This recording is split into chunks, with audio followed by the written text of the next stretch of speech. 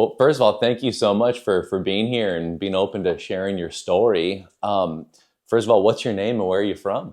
Yeah, I'm Jack Woodard, and I'm from San Diego, California, and recently moved out here to Orange County, and so far everything's moving on the up and up. Okay, so what were some of the things that were going on that led to you reaching out to us?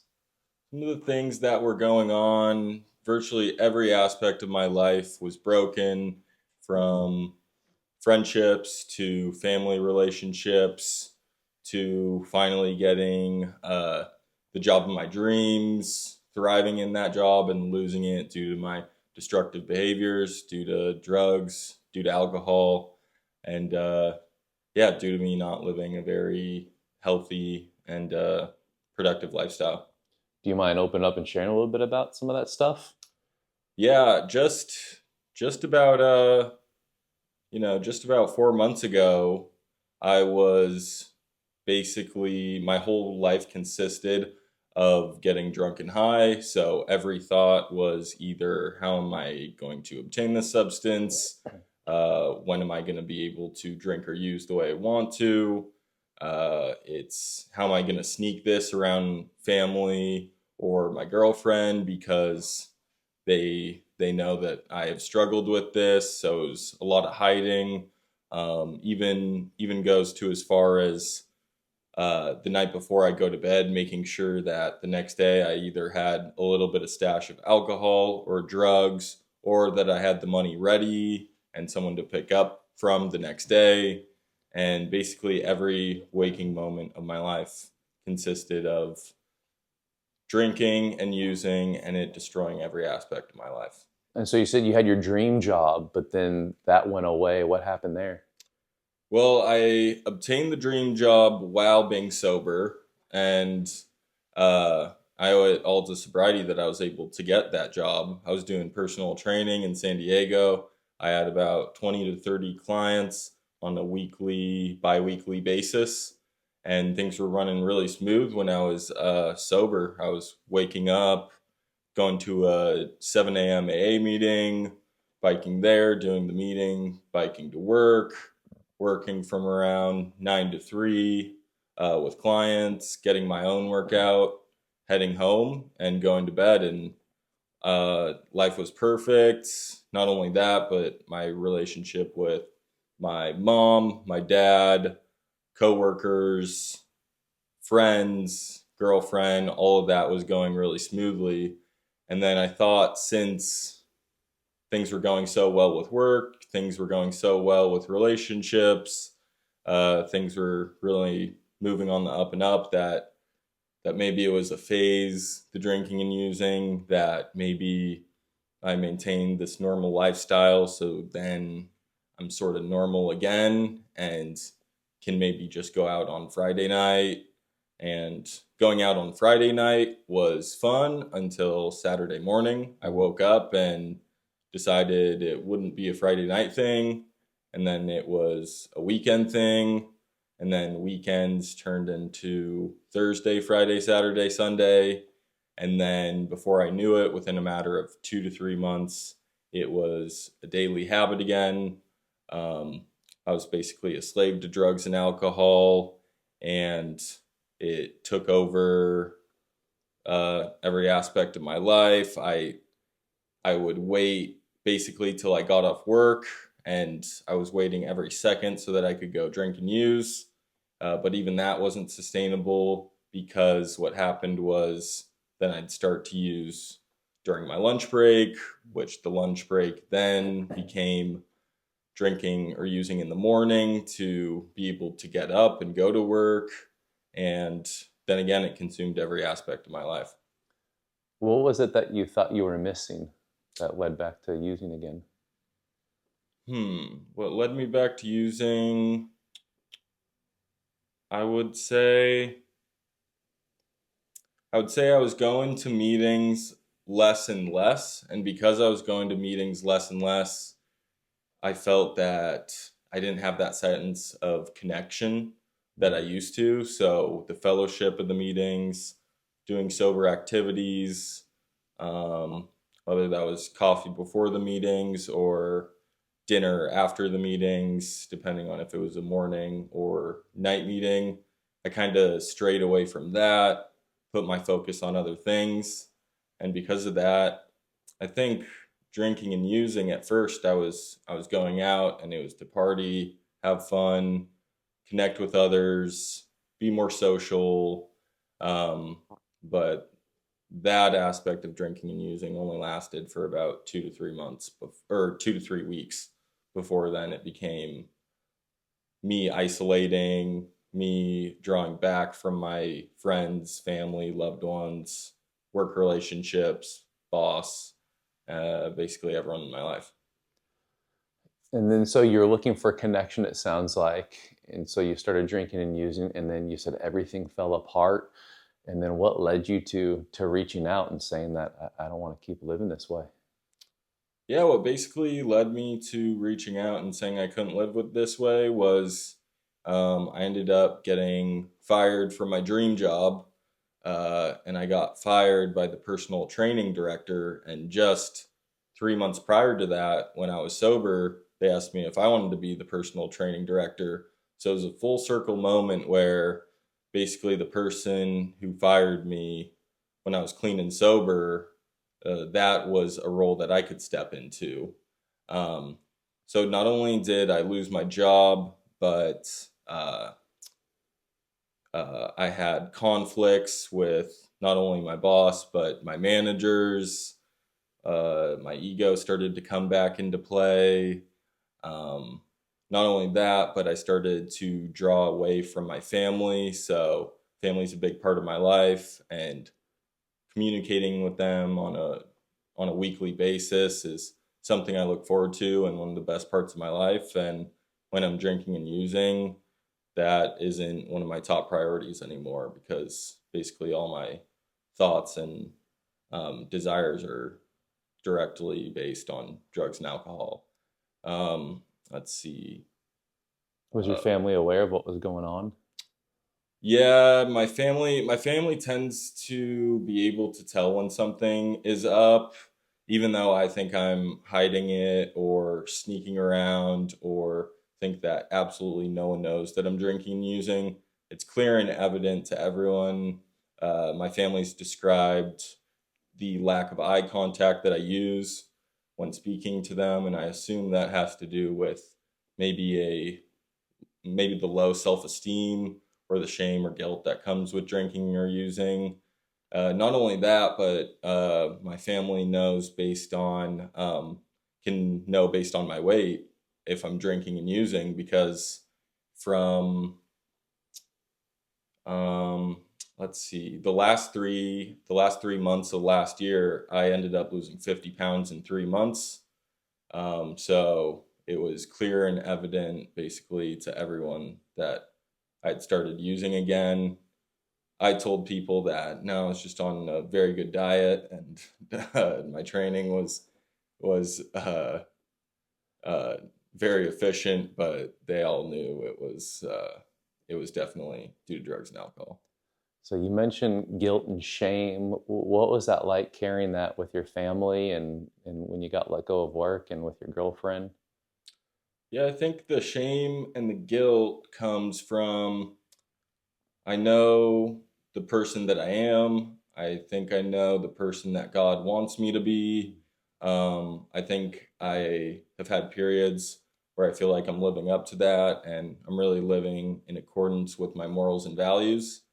Um, but when I'm drinking and using things like lying, deception, sneaking around, selfishness, uh, a lack of care for others, not fully being present, really all tends to surface, which aren't things when I'm my uh, living life and being my true self, my true authentic self. So it sounded like a lot of this was going on. And then what was the moment that led you to saying, I can't do this alone and reaching out and coming to our program? I think the moment, I think the moment was somewhat of a blessing in disguise, but it was one of the darkest moments of my life where I had built up a life in sobriety that I was very proud of and that I really enjoyed and that I valued. And essentially, due to drinking and using, I ruined almost every relationship that truly mattered to me. So, relationship with my sponsor was ruined. The relationship with my sober living manager was ruined, and we were very close at a point. Uh, with family and friends, it's either I'm isolating and not reaching out, um, or I can even hurt the people that I love the most due to this overpowering desire to drink and use. Even though that's not how I want to treat them, uh, I can't really I can't really control my thoughts, emotions, or actions when I'm drinking and using. That's on my mind. So I think the moment that I decided to come here was I basically burned down every bridge, every relationship, every great opportunity, um, and everything meaningful in my life, and couldn't couldn't keep living the way I was living. It wasn't sustainable. I got to a point that was pretty scary where um, with the drugs I was using, I wasn't necessarily caring whether I lived or died. I was pretty neutral about it. So, not necessarily that I was trying to kill myself, but also not caring if I didn't wake up the next day. And that really scared me, not only for my own life, but also for the sake of my mom. Because there's been times in sobriety where my mom is super happy with me and she says, I don't have to wake up all throughout the night each day wondering if my son's gonna call me saying he got arrested again or get a call from the paramedics saying my son overdosed. So I get a lot more sleep at night. So because of that, my love for my mom and just the scariness of not caring whether I lived or died, I knew I needed to make a change. Yeah, I felt that when you mentioned your mom. So you've been here for a little while. What's your experience been so far in the program? My experience in the program has been absolutely amazing. I think what I like about the program is it really mixes in all aspects of a good life together. So here I'm met with good individual therapy. Not only that, but there's good group therapy. And the value of the group therapy is I think I'm this one of one unique case who goes through all these things. That only I understand, or there's pain or sorrow that I think I only feel and that no one else on this planet could understand or go through.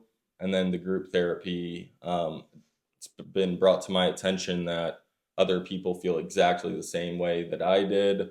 Um, and not only that, but I get to learn from others healthy coping skills, how they face situations in life, how they're having fun in sobriety, how they're repiecing their family lives together, how they're aspiring to get back to work, and creates a very cool and safe community. That's awesome. So it sounds like it's been a real positive experience. What are some of the either breakthrough or aha or transformational moments that you've experienced while you've been here? I think the individual therapy, the work that we've done together, has been really critical to my sobriety and my healing. Again, the group therapy. But one thing that's been an aha moment is on many of the days we go on an outing. So, fun outings like bowling or going to the beach, um, things of that nature have really been cool for my sobriety because I've I've gone, I've been with a group of sober people, and I've actually had a good time. Had some really good smiles, some really good laughter, and one of my fears getting sober is how am I ever going to have fun again? What am I going to be doing on a Friday or Saturday? Is that all I'm going to be thinking about? And I've learned that going to the beach, I can have fun with just a group of sober people talking about life with some music on. We've done bonfires. Um, we've gone to different little parades, and really integrates me back into regular life where I feel like I'm living a fun, sober, and somewhat normal life again. It's so important to have fun in recovery. Mm. What is one thing that you've learned about yourself while you've been here? One thing that I've learned about myself is how resilient I can be. Um, I think I think what a lot of people have stressed here is if you start with an action, the mind will follow. So doing things that are out of my comfort zone. Um, so when it comes to group, maybe opening up and sharing more and being more vulnerable, that's helped.